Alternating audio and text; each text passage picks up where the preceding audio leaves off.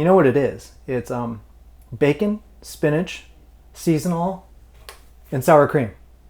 That's it.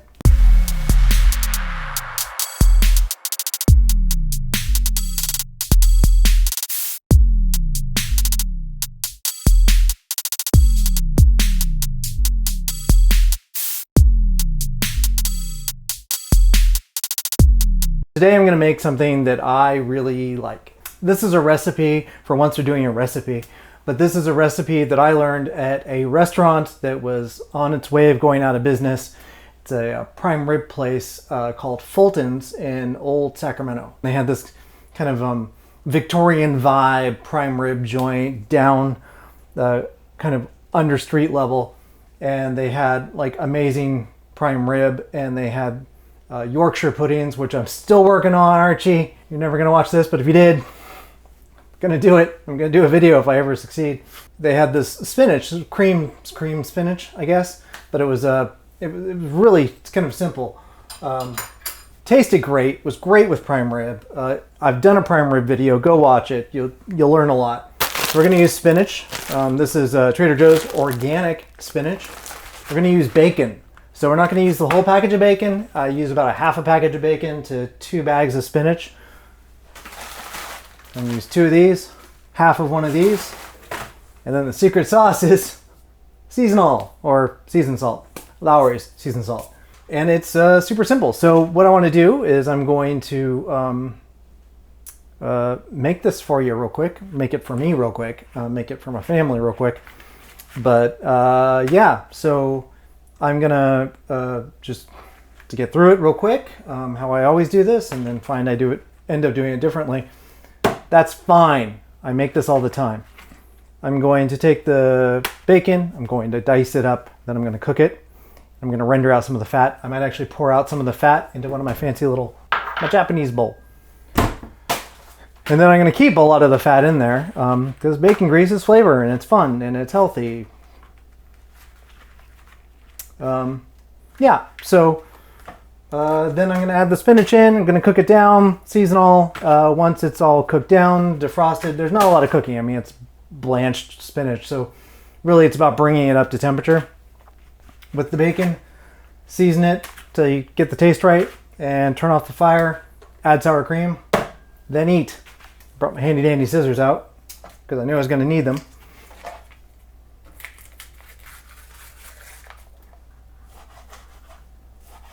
Just a normal size dice. It's fine, don't overthink this, buddy. You got this. Just put it all into the pan. Fire on. Flame on. Get it. Flame on, get it? Okay, I'm gonna use a wood spoon.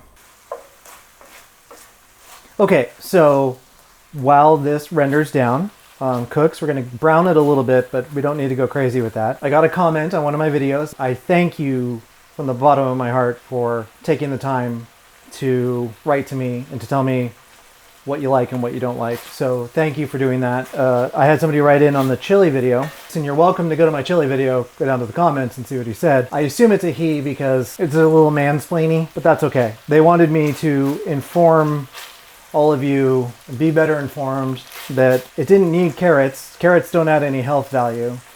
And that beans didn't need beans either because humans don't need fiber. So it could have just been meat, all meat. And they said that meat has lots of vitamin C in it, and you can totally get your daily supply of vitamin C. The problem the sailors had was that because the meat wasn't fresh and that it was dried and salted, that reduced their ability to get vitamin C from it, or the drying got the vitamin C out of it, whatever, but it was the lack of fresh meat.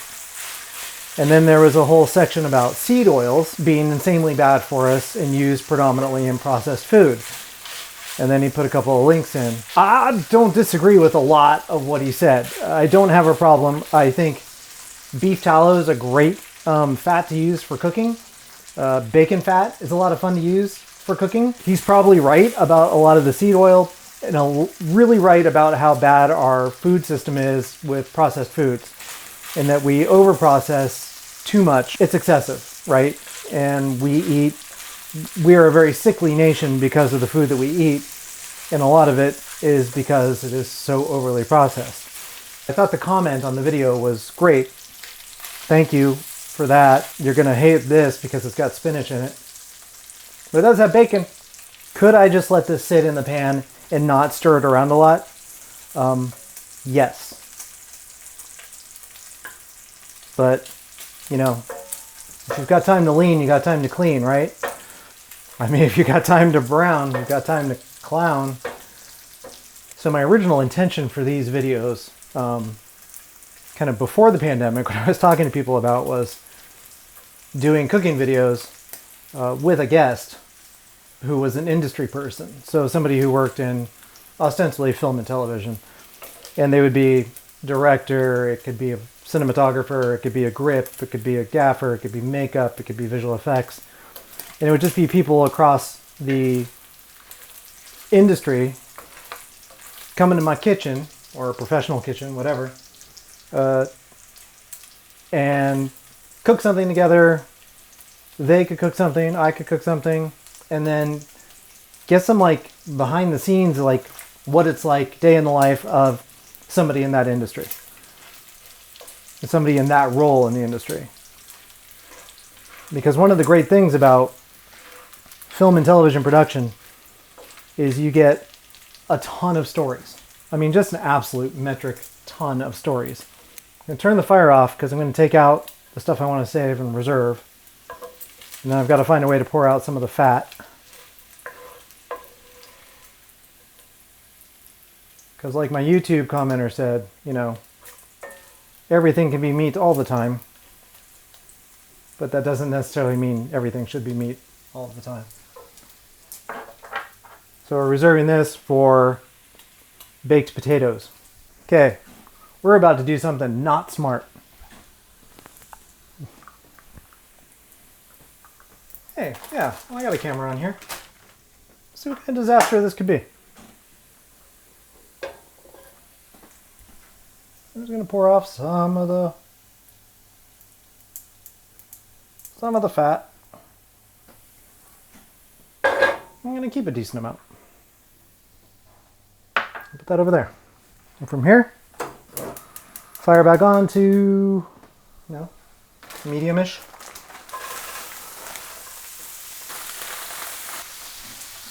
Now, I have found that I really enjoy Trader Joe's. I found that I really enjoy Trader Joe's. I found that I really enjoy Trader Joe's possessive spinach. The stuff I buy in the grocery store, whatever, the regular grocery store, garbage. I'm gonna let this cook down a little bit. I've turned the heat up because it's frozen.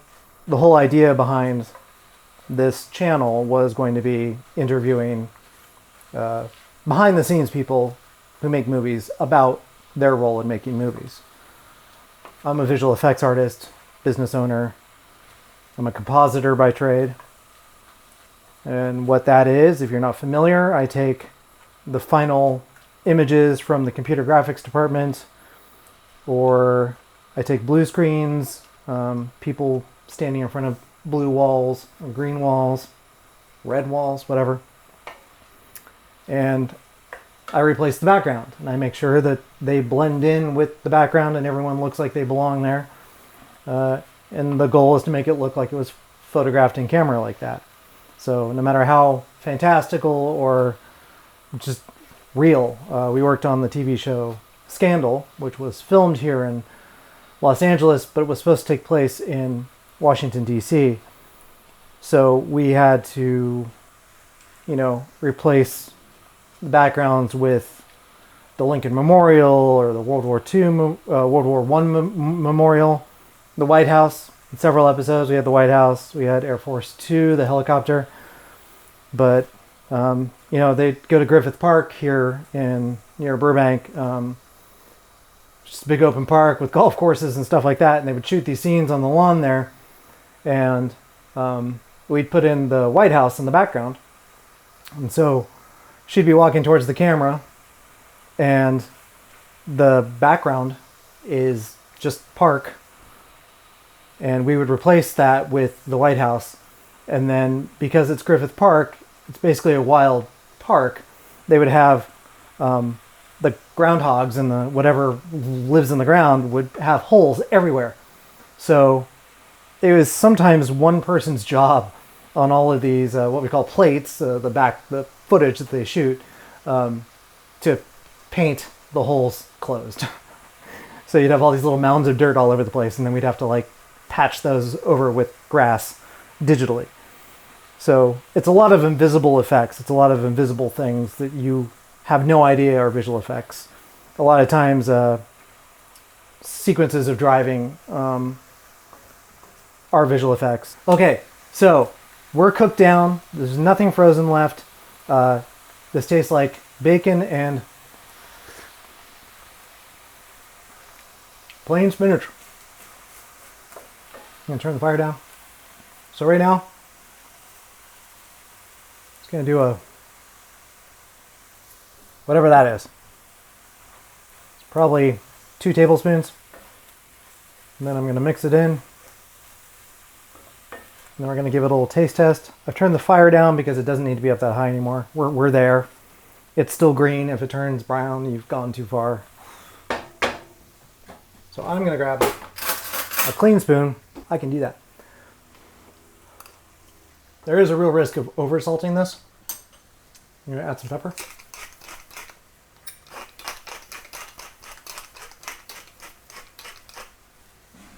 I'm gonna do one more light dusting. And that's it. Got spinach mush. So great.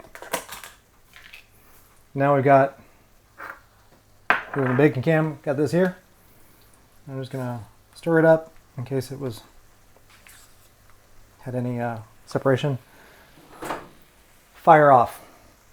The reason I turn the fire off is if you continue to cook this and you put sour cream in there, the sour cream will break between the solids and the water that's in it. And you'll get this kind of weird soupy vibe thing, and it's kind of disgusting. So this is kind of a couple. We'll start with 2 heaping tablespoons. I think the reason I like this is because of Popeye. Because Popeye always ate his spinach out of this can, and it always looked like creamed spinach. So I was never really a kid who liked veggies. I mean, I love broccoli and stuff like that, but I was never big on leafy greens. But I always watched the Popeye cartoon, and I freaking loved him eating the spinach. It always looked like it was delicious. I don't know if that probably worked on a whole freaking generation of people, but it worked on me. So I thought, wow, this is so cool. And then when I discovered I could make this, I was like, oh, you know what would be good? Unhealthy spinach to make me strong. That is so good. Yeah, okay, it's perfect. And there's enough sour cream left for baked potatoes with my bacon. I don't know what I'm doing with bacon fat yet, but TBD. Okay, what have we learned? We've learned that you can take frozen spinach, bacon, and in almost exactly 35 minutes, in about 30 minutes, you can have this as a side dish while your roast is cooking. Follow my video for that. I think I can only do one link, so go find it. If you have comments on it, you have any thoughts on it, you want to tell me about whether you liked how Popeye ate his spinach and whether it made you want to eat spinach, you can tell me about that. I'm going to tell you it made me want to eat spinach. Okay, that's it. Thank you for stopping by my kitchen and checking this out. Like and subscribe it. Leave a comment on it. Let's get these algorithms doing things so that more people can see this, because fuck it, I'm interesting. Or I'm not, but I'm honest. So there's that. Thank you for watching. I really appreciate it. And I will see you next time on I'm Cook I James. Nope, I'm James I Cook. I don't have a better name for it. Hey, do you want to know a little epilogue here where that comes from? My signature line, I went to a new company and I had to make a new email and I had to make a new signature file, James Hatton, blah, blah, blah. And instead of putting, James Hatton, blah, blah, blah, I put, I'm James, I composite. I might have said, I'm James, I comp, but, for the Who's at Home crowd, mom, comp is the same as composite. There you go. So I did, I'm James, I comp. And then I would do, I'm James, I VFX. And then when I cook, I do, I'm James, I cook. So I did that to my Twitter account like a decade ago, years ago. And I thought it was funny. Thought it was amusing. Ha ha. Isn't that cute? It's humble. It's humble because I'm James. It's me. I'm James. I cook. Okay. Gotta go. Bye.